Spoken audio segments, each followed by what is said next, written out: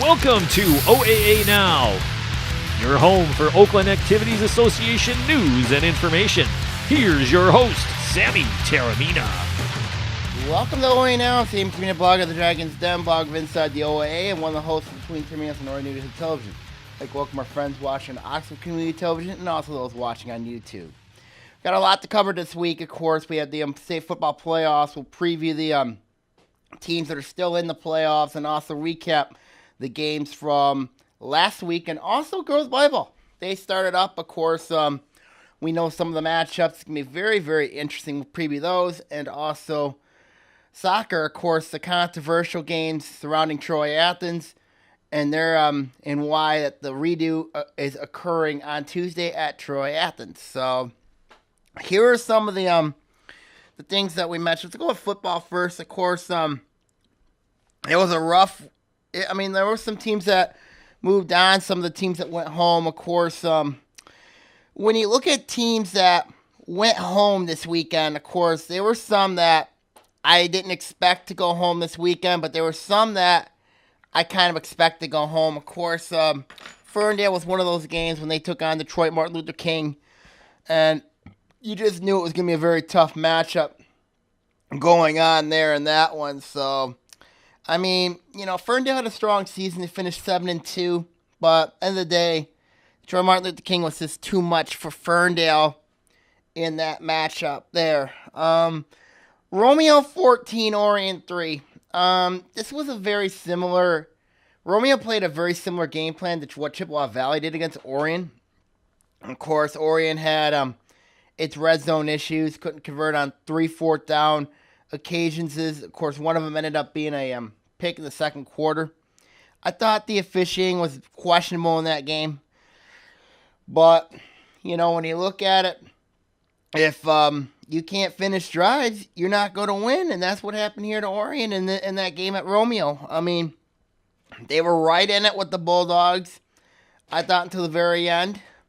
They ended up finding a way to, and it was just it was hard to watch. And, you know, we got, you know, and what happened that game was it was pretty much a very similar game plan. Romeo ran a quarterback option. It was very similar to Chippewa Valley, what they did in their week 1 matchup at Wayne State, and that's what ended up happening. Was if you can't stop quarterback option, you're going to have problems, and that's what Orion did in that game. Was Romeo took a page out of Chippewa Valley's book. That's what I'm trying to get to here. That's what happened in that matchup.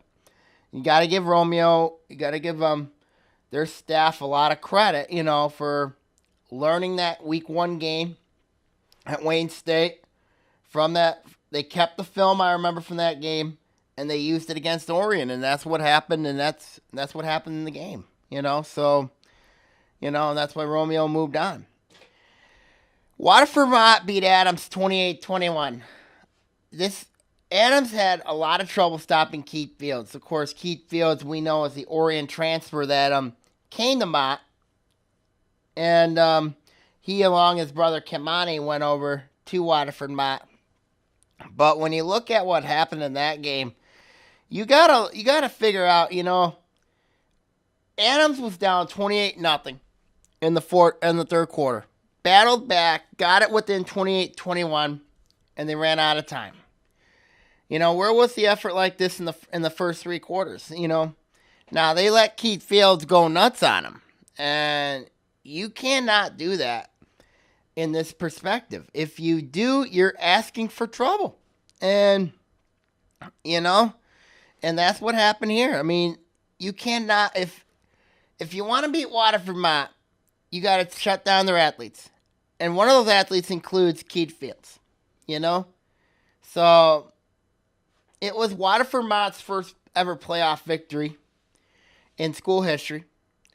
And, you know, and you look at Adams now, they lose a ton of experience. You know, in Orion's case, Orion was a very young football team. There was no doubt about that. So Orion returns a lot of starters coming back for next year. As for Adams, they lose a lot. You know, this is a team that's going to be pretty young next year, but I still believe. But you have the right coach in place in Tony Petrino. So you look at the situation there. I mean, the shock of that game, but you cannot spot the opposing team a 28-0 lead. It's too much. It's too much to overcome. And that's what happened here to Adams on Friday night against Waterford Mott. So now Waterford Mott will move on to meet Romeo in the district final. So that'll be a very interesting matchup. I do like Waterford Mott in that game to knock off Romeo. So it'll be very interesting to see how that comes up into the in the occasion. Big wig winners here, of course, is going to be first one we got is Southfield Arts and Tech knocking off Warren Mott 24-23. I wrote an interesting blog article this weekend about who the Warriors should go with their quarterback. Of course, in the game they did bench Sam Johnson in the second half, and John Darby, of course, the quarterback that led the Warriors in their 2 victories over West Bloomfield and Oxford and Stony Creek, ended up playing the second half, and they were more efficient under Darby. He threw 2 touchdowns and set up the eventual game-winning field goal to give the Warriors a huge win at Sterling Heights over the Warren Mott Marauders, 24-23. So if you look at it here from a quarterback's perspective, there's a quarterback controversy here because you've got Sam Johnson III, who's been a well-known established quarterback. We know about his YouTube videos. We've known about all the hype he's gotten. But I don't know if he was a fit for Southfield. I really do not know if Johnson was a fit for Southfield Arts and Tech as much as John Darby was. Darby, of course, was a guy who was in the Southfield system. Of course, he was originally the quarterback at Southfield until he played wide receiver for a time, before they got Johnson. So he was admitted to be the starting quarterback until Johnson came aboard, and Johnson ended up being the starting quarterback for Southfield Arts and Tech.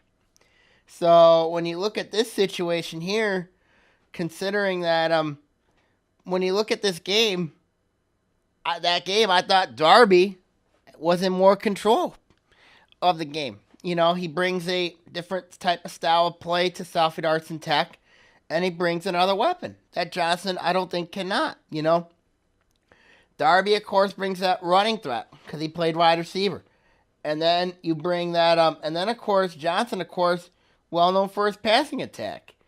But if you can't be productive in a Tim Connolly offense, then you're not going to play. And I think right now, when you look at it here, a lot of people, the source that I talked to about Sam Johnson, he was not very good. And, there were some games that he looked really good, and there's some games that he really didn't look good. And, this was one of those games where it ended up that was Sam Johnson III. He got benched in that game. And, and then with Darby there, I think right now the Warriors are more comfortable with Darby under center than Johnson. And it shows. And you can see it, and it shows, because he led the Warriors to a comeback. And at the end of the day, you got to go with your hot hand right now. And I think right now it's John Darby that's leading it's John Darby. So you got to go with him, and you got to ride him right now. Clarkson 45, Lapeer 21. No one there. Michael Flugel had a big game. JT King had a big game. Second time they knocked off Lapeer this season. Clarkson will now move on to take on a very dangerous team in Davison on the road on Friday night. And that one's going to be a very dangerous game between Clarkson and Davison because Davison features a very good running back in Tyreek Reed. They got a good quarterback. So it's going to be a very, very interesting matchup how that is unfolded. So we'll see what happens there in that one. Of course, West Bloomfield beating Bloomfield Hills 31-14 kind of was not surprising, but the way how that game ended, of course, John Paddock got hurt for Bloomfield Hills, and ended up being a huge injury. And it really ended up being just a disaster for Bloomfield Hills, as they had trouble with Davian Johnson, Garrett Wynn. Both of them had big games. And what happened there in that game was, when Paddock got hurt, that was it for Bloomfield Hills. That was it for their undefeated streak, and their undefeated season came to an end. But, you got to give Bloomfield Hills a lot of credit for what they did. You got to give them a lot of, the season they had, the undefeated season, their big win over Orion, I thought was huge for them. I mean, it proved that they can compete in the red division. But, for West Bloomfield, it's a big win for them, because last year they were undefeated. Going in, they lost to the last 5-4 team, which is Novi. And Novi's still in the playoffs. And they're going on to play Southfield Arts and Tech on either a Friday or a Saturday. So that's going to be a big one between the Warriors and the Lakers going forward there in that one. Oak Park defeats University of Detroit Jesuit 26-17 at Hazel Park. Of course, Oak Park did lose Dylan Stackhouse to an injury. Of course, he should be back this week for their matchup in Detroit. But when you look at the game, of course, the Cubs had a lot of trouble stopping now Trinity. And, of course, the athleticism and speed of Oak Park. Of course, when you look at the Knights, this is a very good football team. I mean, I don't think this is a team that gets a lot of love as Oak Park. Because Greg Cotter's been there since 2012. Since 2011, he has turned the Knights from a perennial doormat to a powerhouse.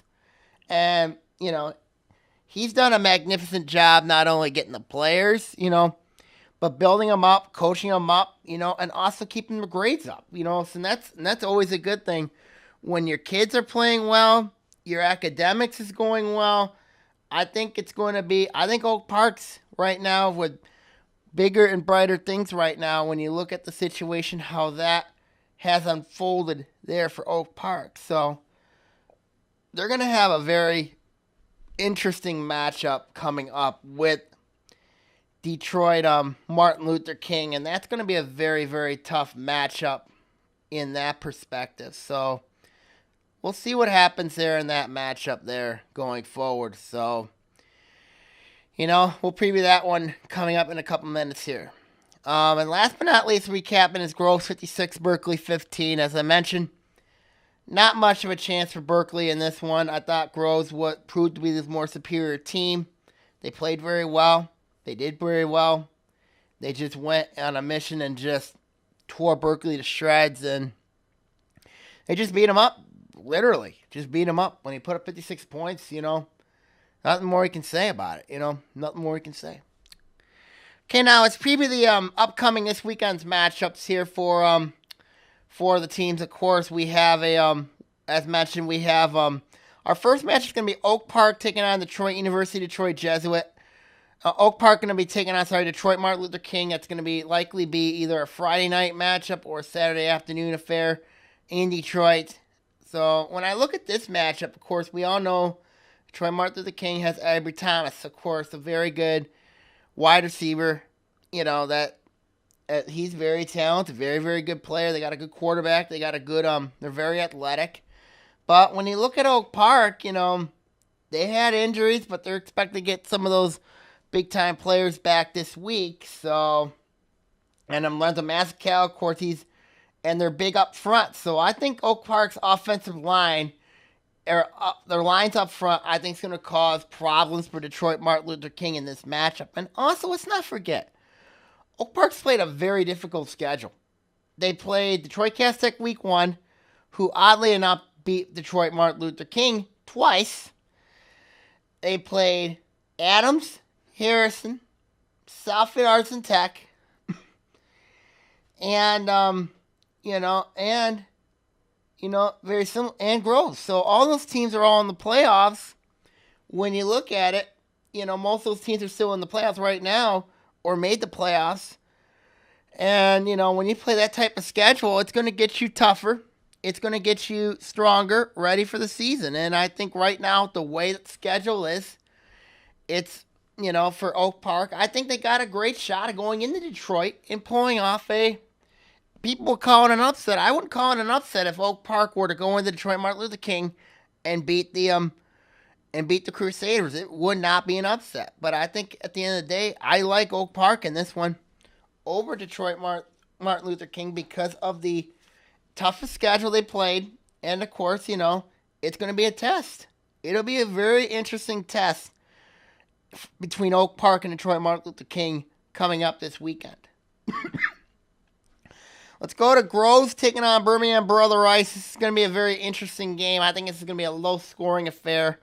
Of course, the Warriors played Seaholm early in the season, destroyed the Maples.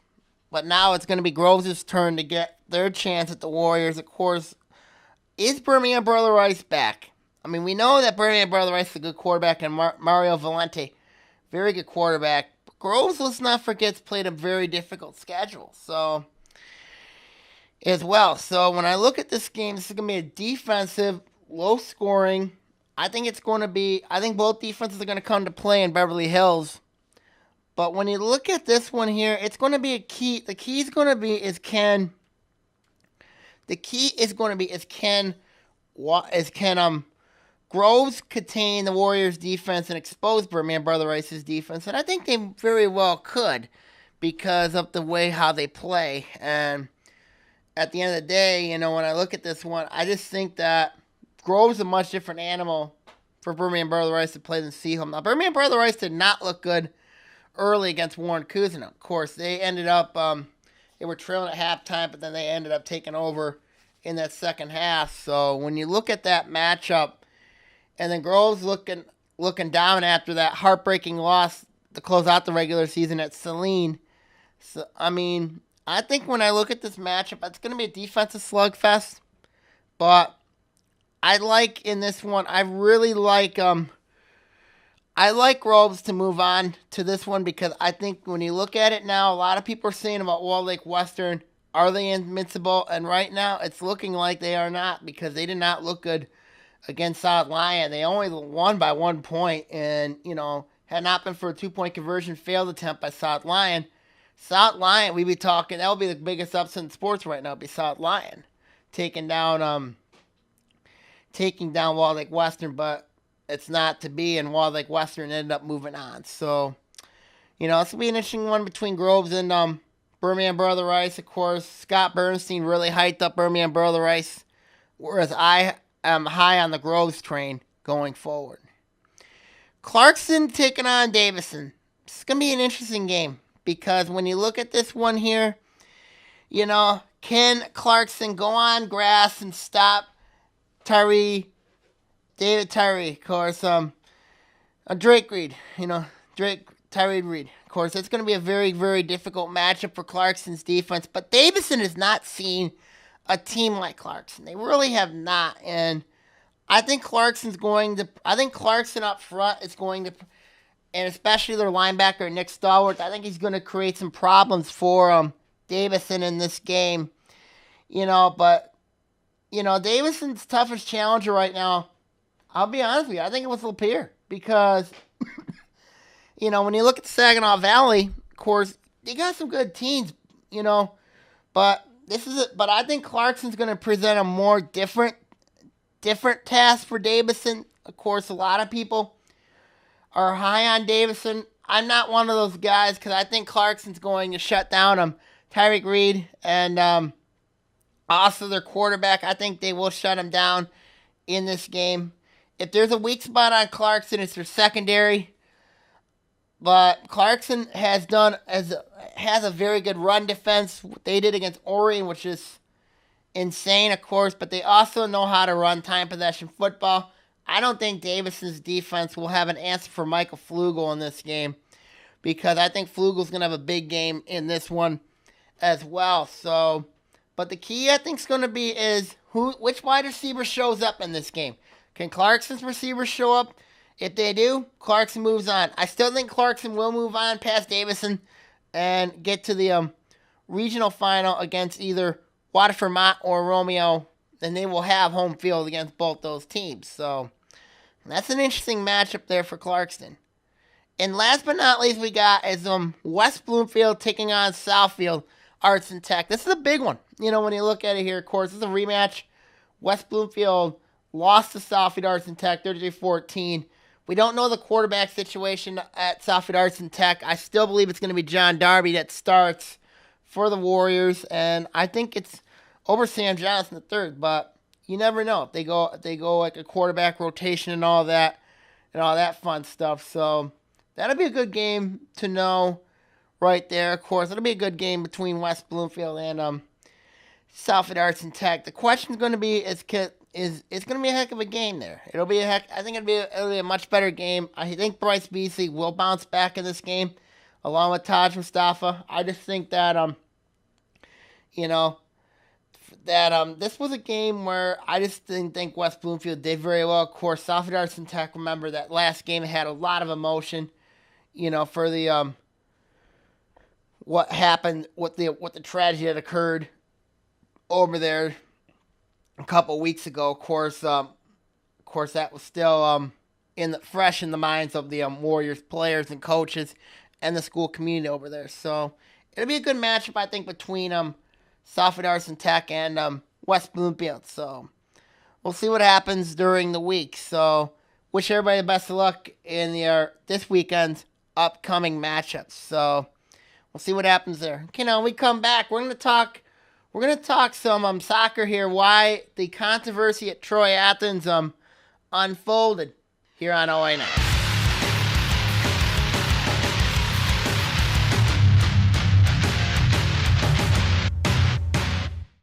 We own a Habitat home. I love working on my Habitat home. Soy dueño de una casa de Habitat. My neighbor is a Habitat homeowner. Being a Habitat homeowner has changed our lives. My mortgage payment for Habitat is less than what I pay for rent.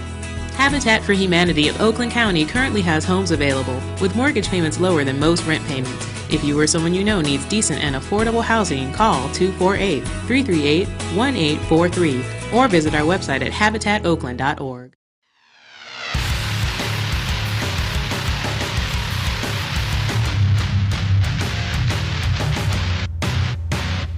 Welcome back to OAA Now, and Sammy Termini here. Of course, there was a lot of news that made, of course, over the weekend when it comes to boys soccer.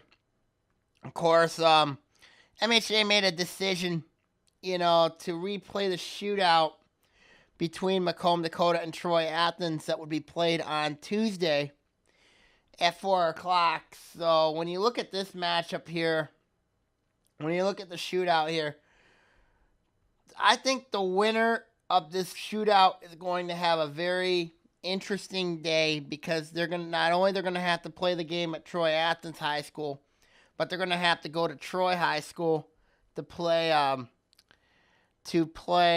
their their state semifinal matchup against Rochester, who came out of nowhere to not only win the district but also win the regional. When you look at the Falcons team, I mean, this is a match. I mean, when you look at it here, the rule states that that this is what they said. Of course, both Troy Athens and Macomb, Dakota played on a Friday night, and of course, Troy Athens won 3-2 and 4-3 on penalty kicks. So, what apparently happened was that league officials said the procedure was incorrectly applied when during a shootout, it was determined that the onside officials in the game voided a Macomb, Dakota soccer player's goal that was eligible for shooting out of order.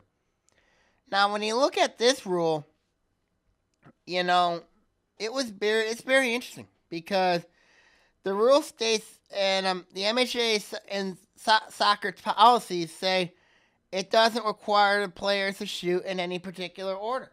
Now, the officials in this game kind of went down the route of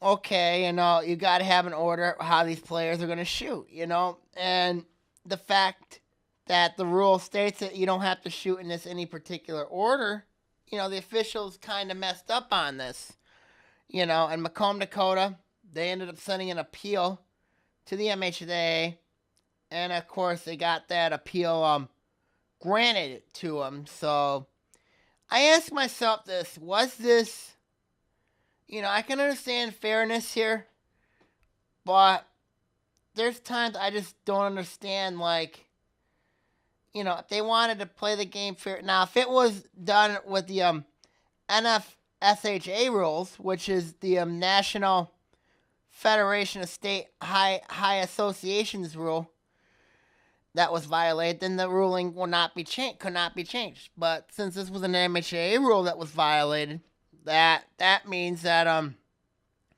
they would have to go back to Troy Athens and replay the game. So the replay the shootout. So the score will read 3-3 in the shootout score. The score would be 2-2.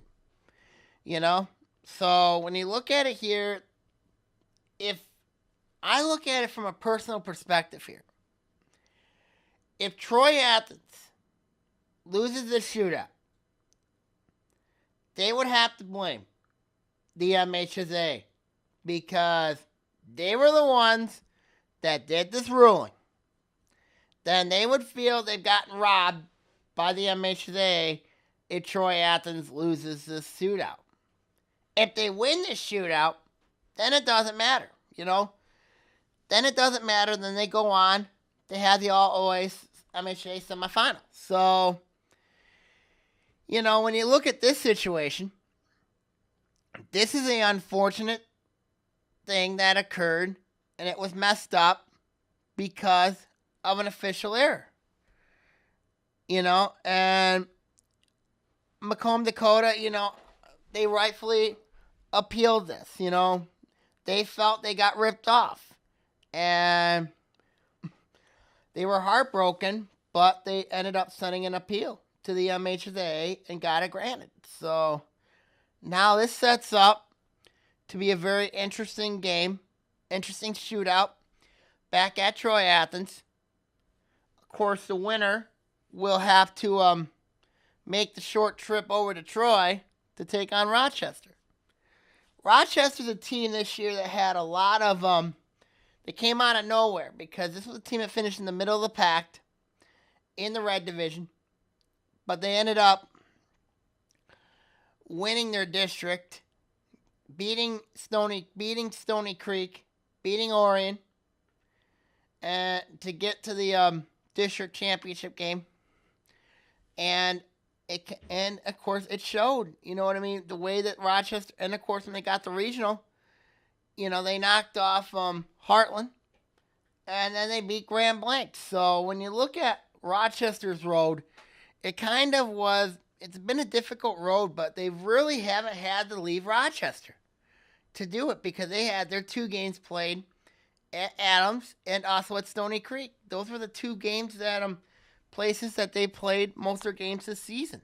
When you look at it from a home field perspective, of course, with Rochester renovating their field and all that, I think at the end of the day, when you look at it, it kind of benefited Rochester that they had the district was at Adams and the regional was at Stony Creek. So I think if there was a team that won out here, it was Rochester. And Rochester is on pace to make history. And if they do that, then I think they're going to be a very interesting team going forward. When you look at what Adams has, what Rochester has done, of course, remember last spring, of course, Rochester baseball went to the state quarterfinals.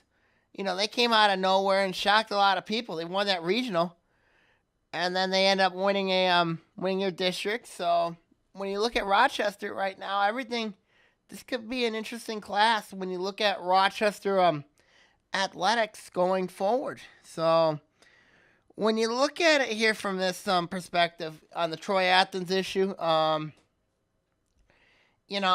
the kids right now, I'm looking baffled and confused right now, and I don't blame them because they thought they won the game. They thought they won everything that they thought they won. They won the regional the first time, in a decade. But now they have to go play they have to go back and play in the soccer in the regional final. They redo the penalty kicks, and to me that's not right. But then again, the MHA did make a decision, and the Macomb Dakota ended up winning an appeal, and in the process, they're gonna get their wish. So, so we'll see what happens on Tuesday at 4:00. Of course, the winner's gonna have to take that short trip to Troy, and it would be an unfortunate thing if the Red Hawks end up losing that game based on a technicality, based on a regional formatting shootout. So, on the other side of the soccer stage, we got East Kentwood taking on Novi. Of course, this one's a very interesting matchup because Novi has done very well. They knocked off Novi Detroit Catholic Central in the district. They get to play East Kentwood. East Kentwood's a team that's very, very good, very talented. And when you look at that matchup here, I really like East Kentwood in that one to knock off Novi. I just think that it's going to be a very interesting matchup, and we still do not know the OAA final here, semifinal, if it's were to occur. But if who knows? Of course, a lot of people said last year Stony Creek, came out of nowhere and won the state title in girls soccer last spring. So when you look at it here, anything can happen. Of course, the OAA's done very well in soccer, and especially on the girls' side of things. But it could be, if there's a champion, you know what I mean? Right now, I would say if there's a champion right now, the best two teams that might have it say in the OAA purposes could be Rochester and Troy Athens, and those two teams could play each other in the state semifinals, pending if Troy Athens can win their shootout. So, do I think there should be a redo done? In my opinion, no, because when you look at it here from this perspective, I just think that you're screwing over one set of kids in favor of the other. But the MHA has been put in a very tough spot. And, to believe, now the MHA I know has been highly criticized before. Let's not forget, this is the same league that, of course, screwed over Anchor Bay in a softball game. But this is also the same league that, they want to promote good sports, you know what I mean? I think the ruling they did was the right ruling, but do I think that they need to redo it? No. Because at the end of the day, somebody won, somebody lost, but for them to have to do the game and redo it, I just think have to redo the shootout. I just think it's not. You could have just played it. If you could have just played it on a Monday, that would have made sense. But instead, now you're having both teams play the regional. Having to deal with the practice. Practicing, getting ready for Rochester, and now this comes down to this, and then all of a sudden you have one team's practice being wasted, then you have another one, going to be just going. It's a pretty bad situation, I think, for both either Macomb Dakota or Troy Athens to be in, because of the fact that not only if you're the loser of that game, you're just going home, but if you're the winner, you got to not only make the trip from Macomb Dakota, you got to make the trip from Troy Athens to Troy High School, despite the fact it's only a short trip, but, you're going to be just exhausted and mentally fatigued after the first game, to go play that second game. It's going to be very difficult. So, whatever happens, happens. So, we'll see what happens going forward there.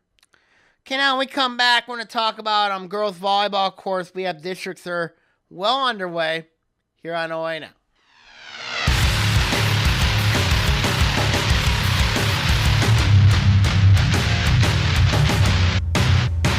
Prescription drug abuse is a national epidemic. The new in way to obtain drugs is through parents' or grandparents' medicine chests. Removing prescriptions from your cabinet is the best way to keep drugs out of the hands of our young people. We've got to work together to protect our teens, our seniors, and our environment. Clean out your medicine cabinet today. Please participate in Operation Medicine Cabinet and drop off your unwanted or expired prescriptions at one of our law enforcement drop-off sites in Oakland County.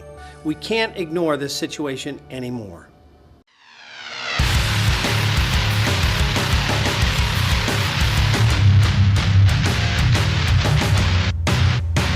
Welcome back to OAA Now. I'm Sammy Community here, of course. Last segment of the day today, we got is girls volleyball. Of course, the districts are now out, and the matchups, some of them already been played.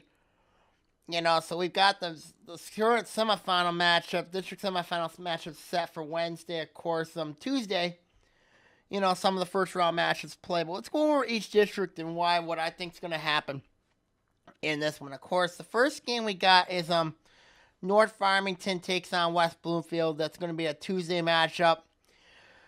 When I look at this matchup, it's an interesting one because West Bloomfield's got, it's one District 21 is going to be at Farmington. Of course, got North Farmington, West Bloomfield, Farmington, Mercy, Farmington, and Harrison in this one. When you look at this one here, of course, Mercy's coming off a very difficult loss to Ann Arbor. Ann Arbor father, Gabriel Richard, they lost that in 4 games for the Catholic League Championship.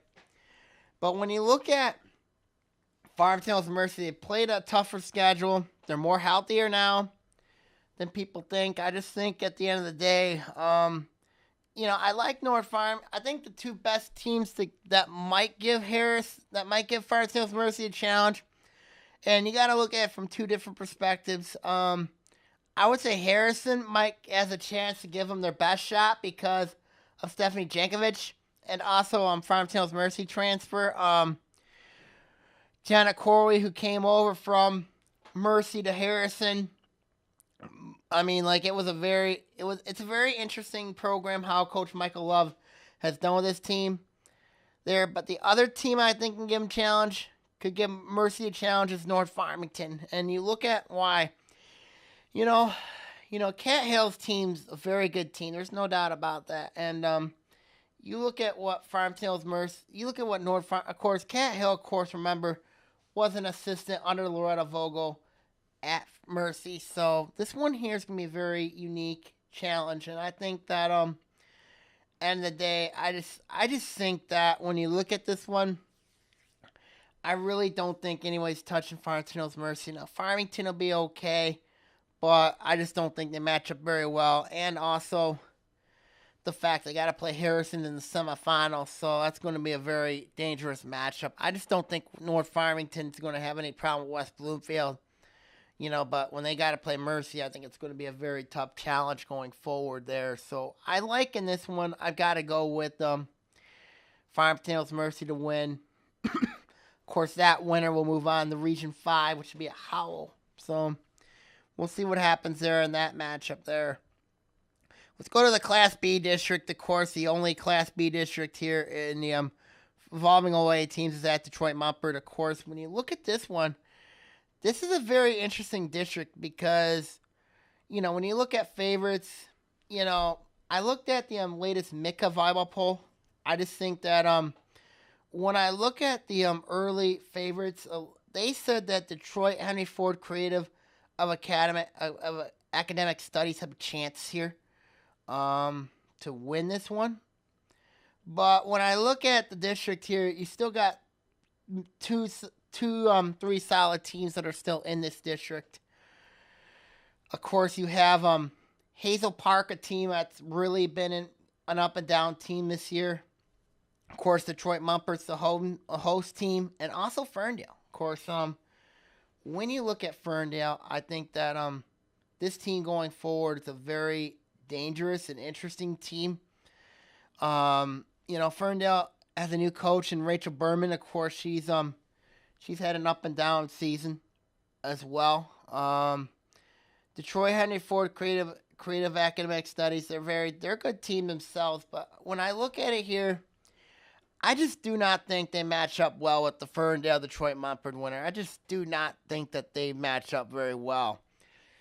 And the latest Michigan volleyball poll, they said that they projected that that Detroit Henry Ford Creative Academic Studies will win this district. I just don't buy it. I really don't buy that one because I still believe that the two OA teams in there are better than Detroit Henry Ford Creative Academic Studies, but also I think Detroit Mumford is better. So, I like, of course, when I read the projections of this district, the latest poll, the volleyball association poll on Twitter, they're going with they're going to go with Detroit Henry Ford Creative Academic Studies. Of course, Drew Ellis, a good friend of mine, works at MI Prep Zone. He wrote in his article with the Oakland Press, he's going to go with Detroit Mumford, but I'm going to go with Ferndale because I think that the Eagles are a very interesting team. Of course, Rachel Burnham, I think she's won a district championship as a coach and also as a player, and I think, this is going to be a huge opportunity for Ferndale going forward, and I just think at the end of the day, I'd like Ferndale to come out and move on to Region 13 at Livonia Clarenceville. So this will be an interesting matchup, interesting district to say the least. Of course, I think this is an open district, so it's an pretty even district over at Detroit Mumford, and we will see what happens in that district. So we'll see what happens there. District 23, of course, that's going to be played at Warren Cousino. Of course, Troy Athens will take on Warren Mott. Sterling Heights takes on Warren Cousino. The winner of the Troy Athens Warren Mott game will take on Royal Oak, and the winner of Sterling Heights Warren Cousino will take on Warren Regina. When I look at this district, I don't think this is the greatest of districts because you look at it here, there's some teams that are okay, not great. And you look at the situation here, how this occurred. Of course, Troy Athens last year came out of nowhere, won the white division this season, won the district last year. Of course, Stacy Kloop's their coach. Take that back. Christine Steintrick's their coach, and I believe that you look at her teams that she's done. Of course, it's a little odd for me that she still keeps a picture of her team that beat Troy. It's a little odd for me there. But that's beside the point. But anyway, when you look at it here, they played Warren Cousino last year in the district final and ended up beating the Patriots. Now, Warren Cousino apparently is a little bit better, but they haven't had a good regular season this year. That's what they've hoped. Now, they have a chance to make amends in this district here. I think when I look at it, I believe this is the team that's going to get to the district final.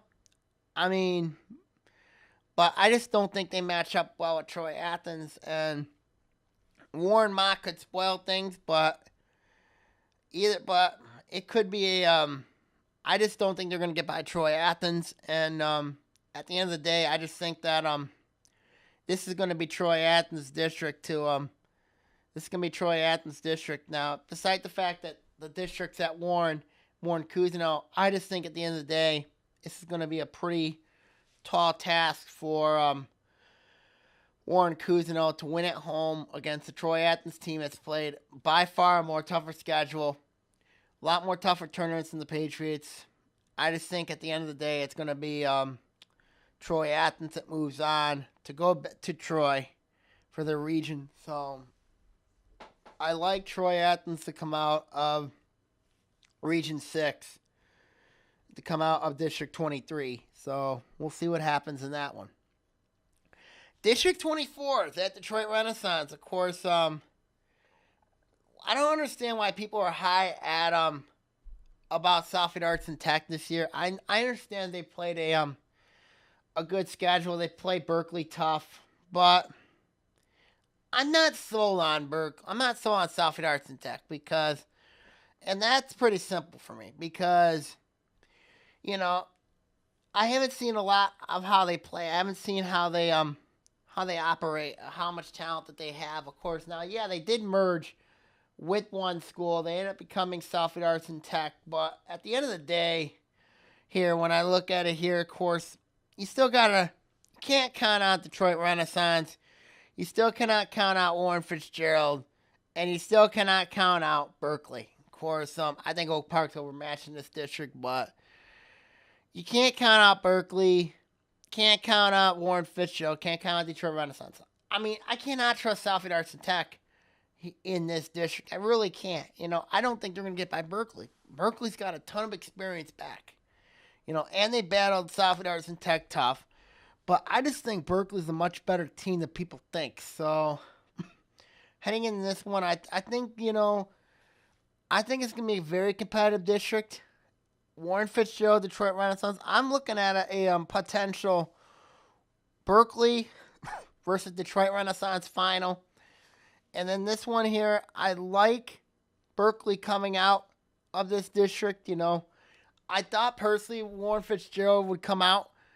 But with the advance from Class B to Class A, I just think that they're going to be overmatched in this district. And end of the day, I've got to go with Berkeley. I cannot trust Southfield Arts and Tech. I don't think they're a consistent program.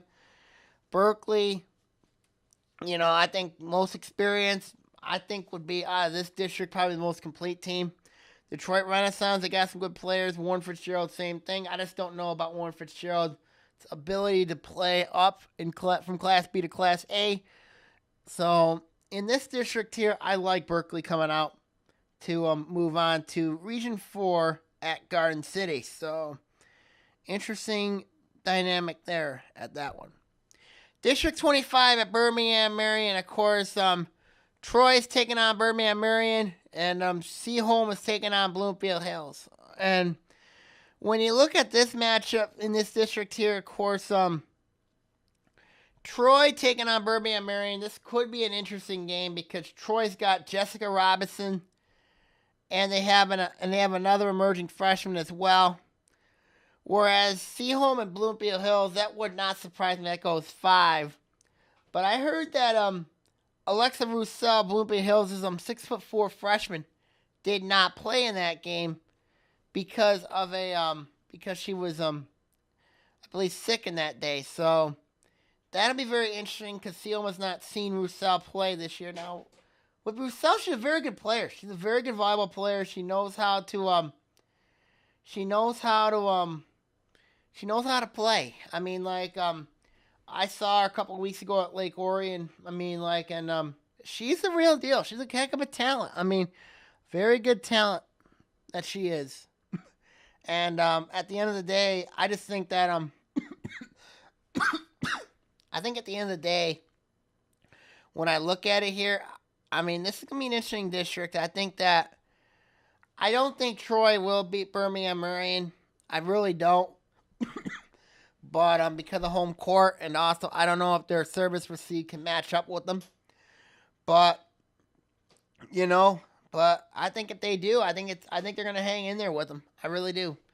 But I think Birmingham Marion will move on to take on Bloomfield Hills, and I think Bloomfield Hills will knock off Seaholm, and in this one, because I think Bloomfield Hills is a much different team with Roussel on the court, and I think this is gonna be a very interesting district final because last year Birmingham Marion and Bloomfield Hills played at Bloomfield Hills, and the Mustangs were beaten by the Blackhawks there, and I can see the same thing happening here. Of course, Birmingham Marion's not been the same team they've been used to the last few years, and it is shown here in this district that it could happen. So when I look at it here, people can win on the small court of Birmingham Marion.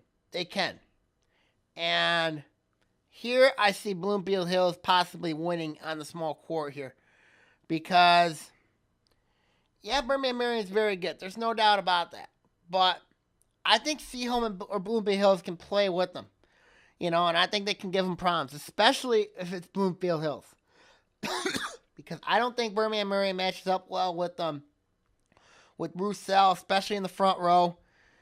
I just think at the end of the day, it's going to be Robert Hurdle's team that's going to move on into the regional at Troy. So this one will be a very interesting regional matchup going forward. But I do like Bloomfield Hills to come out of that district. So we shall see what happens there. District 30 at Stony Creek, of course, Utica taking on Rochester. That winner will take on Utica Eisenhower. Stony Creek takes on Adams. If this matchup's not Utica Eisenhower versus Stony Creek in the rematch part 2, then I'd be surprised because both teams are ranked in the state. Stony Creek is Stony Creek, in my opinion, they're city champions. They're an up-and-coming team. They have former Lake Orion coach Ross Taba coaching that team. Utica Eisenhower's had a heck of a year. There's no doubt about that. They've had a great season. Won the MAC Red Championship this year. They've competed well. They've had wins over Macomb, Dakota, Romeo, Anchor Bay. So those type of teams. So I just think when you look at this matchup here, I just think at the end of the day, it's going to be a collision course between Stony Creek and Utica Eisenhower. And you look at this one here, I think it's a dangerous match. I think Adams is a dangerous team, I think, going forward. And you look at the that matchup, I just think it's going to be a good one. But I think Adams is a dangerous team here in this one. Rochester and Utica can be dangerous. I mean, Rochester won the blue this year. Utica, of course, had an up and down season, and they have nothing to lose in this one. So I just think it's going to be Utica Eisenhower taking on Stony Creek.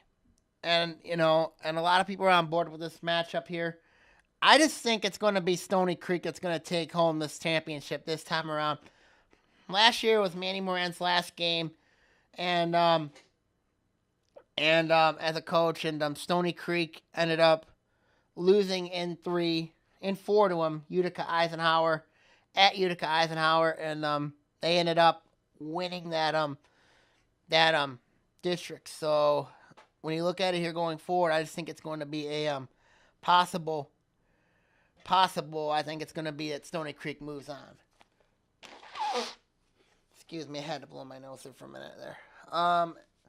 Last but not least, we got is District 31. Of course, that district is going to be held at Orion. Of course, we have Waterford Kettering taking on Orion, and Pawnee, and of course, Oxford taking on Clarkston. So when you look at this matchup here between Waterford Kettering and Orion, I just think that the captains have no answer for the Dragons in this one. Now, Waterford Kettering's got some good players. Leah Schu's a very good player. Maddie Kay's a good player. Escobedo, she's a good player herself, but I just think Orion's got way too many weapons for Waterford Kettering to handle in this matchup in that game. And then, of course, the Oxford game, of course, with Clarkston. Excuse me.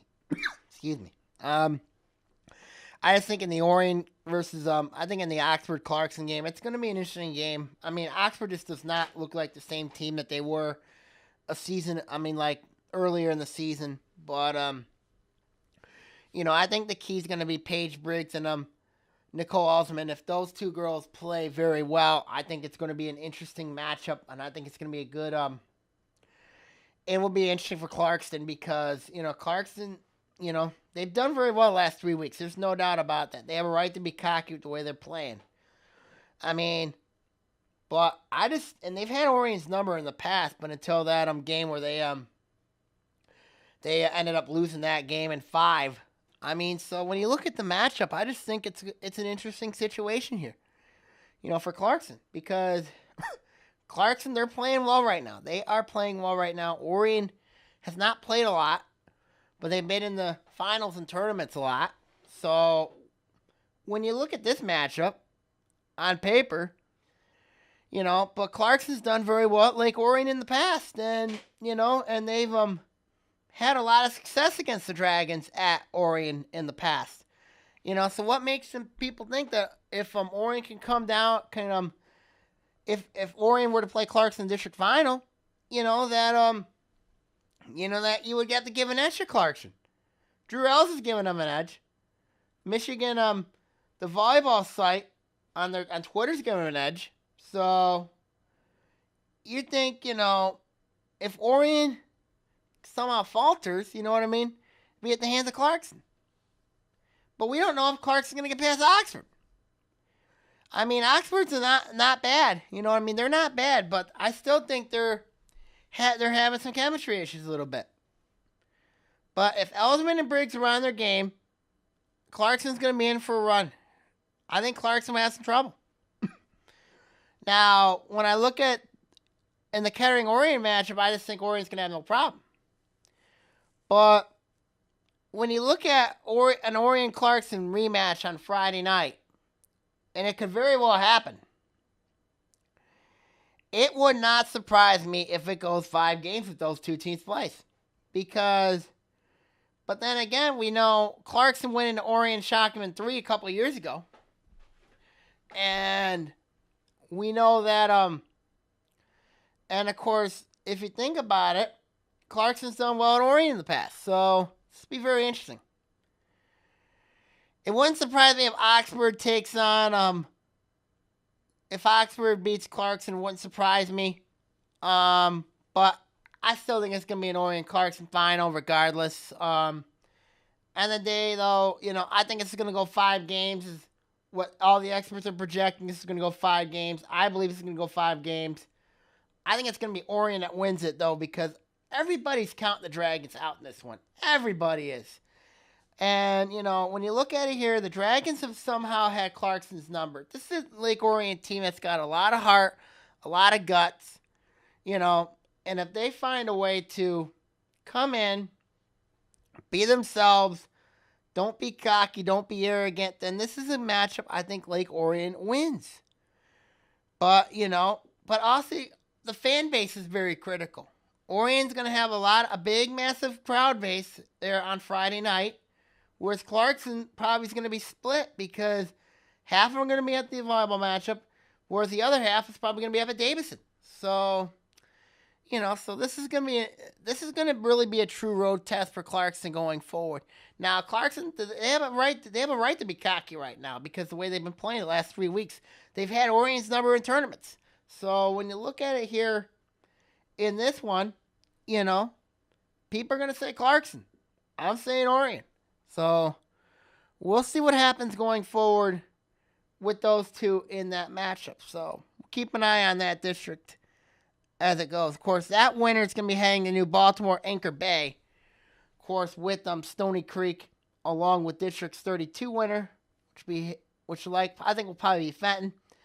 And also the District 31 winner, which is that wild and crazy district, that Macomb County, that features Romeo, Macomb, Dakota, and New Baltimore Anchor Bay. So, we'll see what happens going forward with those 3 teams in the other side of the district. So, we'll see what happens there. Final thoughts, we'll see what happens this week. Of course, we'll keep an eye on the playoff situation. Keep an eye on what's going on my blog. Of course, we do got some breaking news in. Of course, Deja Church, who the girls basketball player at Southfield Arson Tech, decided to change her mind and go play, and it's not to play at Minnesota. She's going to be playing at Michigan next year. Of course, it's an interesting move that what Church brings to Michigan next season. But I'll bet you right now she's focused on her Warriors team this year in girls basketball going forward, heading into the district. Heading into the basketball season this year. Of course, girls basketball tryouts starting a week. So this will be very interesting there. And also Davian Johnson committed the Miami of Ohio course from West Bloomfield. Of course, that's a interesting commitment from Johnson going over. He'll be after his playing days are over at West Bloomfield. He's going to be a Red Hawk of Miami of Ohio. So those are the breaking news, of course, from girls basketball and also from football.